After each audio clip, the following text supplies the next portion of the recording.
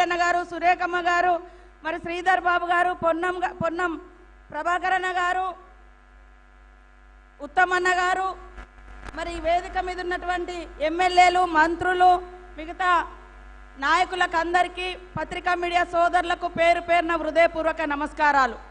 పేదల కళ్ళల్లో ఆనందం చూడడమే ఈ యొక్క ప్రభుత్వ లక్ష్యం. గత ప్రభుత్వం చూస్తే బీఆర్ఎస్ ప్రభుత్వం వాళ్ళు పెద్ద పెద్ద భవంతులు కట్టిరు తప్ప ఏ పేదలకు కూడా ఇండ్లు ఇవ్వలేదు.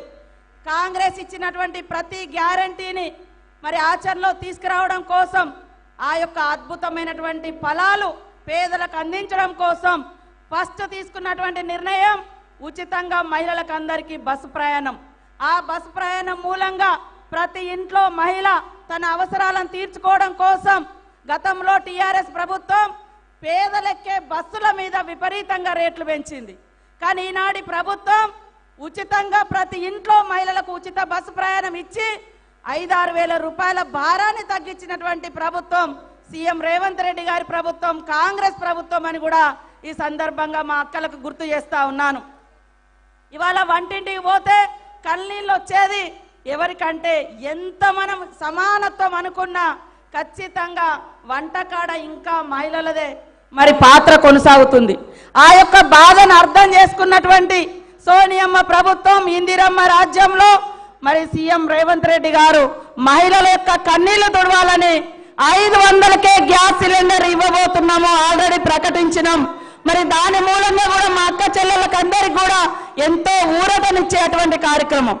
గతంలో బీఆర్ఎస్ ప్రభుత్వం పేదలు 2 బుగ్గలు 1 ఫ్యాన్ ఉంటే 100,000 రూపాయలు కరెంటు బిల్లులు కట్టేది. కానీ ఈరోజు 200 యూనిట్ల కరెంటు తోటి మీకు అందరికి దాదాపుగా ఉచితంగా కరెంట్ వస్తుందా లేదా, జీరో బిల్ వస్తుంది, కరెంటు భారం ఉండదు. అదే విధంగా ప్రతి ఒక్కరికి ఆత్మగౌరవం, ఆశ్రయాన్ని ఇచ్చేది గూడు.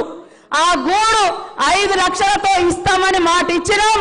ఆ మాట నిలబెట్టుకుంటాం శ్రీరామచంద్రుని గారి యొక్క ఆలయంలో మీ అందరి సన్నిధిలో అని కూడా ఈ సందర్భంగా తెలియజేస్తూ, మా అక్కలు, అన్నలు, పెద్దలు, ప్రజలందరి యొక్క దీవెనలు ఇందిరమ్మ పాలన మీద మరి ఉండాలని కోరుకుంటూ, ప్రజా సంక్షేమమే ధ్యేయంగా ప్రజలను ఆర్థికంగా ఇబ్బందులు లేకుండా ఆ భారాన్ని కాంగ్రెస్ ప్రభుత్వం మోస్తూ ప్రజలకు అన్ని రకాల అనుకూలమైనటువంటి సౌకర్యాలు కల్పించడమే ధ్యేయంగా పనిచేస్తున్నటువంటి మరి కాంగ్రెస్ ప్రభుత్వానికి